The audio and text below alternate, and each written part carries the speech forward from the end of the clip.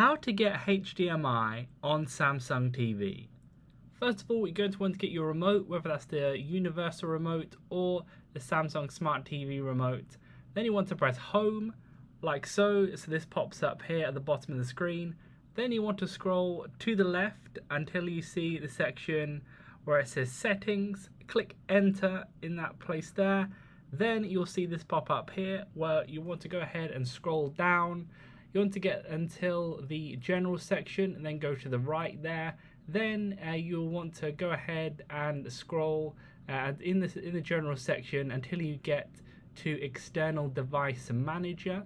There you will see AnyNet Plus, HDMI CEC. That one you're going to want to make sure that's turned on. You have the little blue circle in there, that means it's turned on. So that's for the general. And now for the sound, you want to go into the sound section, go down to expert settings, enter there, and then there's a HDMI eARC mode. It might be off for you. If so, you want to turn it on auto. That means it will turn on. So that means HDMI will be available. You can go ahead and use your HDMI once it's plugged in to the port on your TV, and you'll be able to use it from there. That's how it's done. Leave a like on the video for help and subscribe for more helpful videos.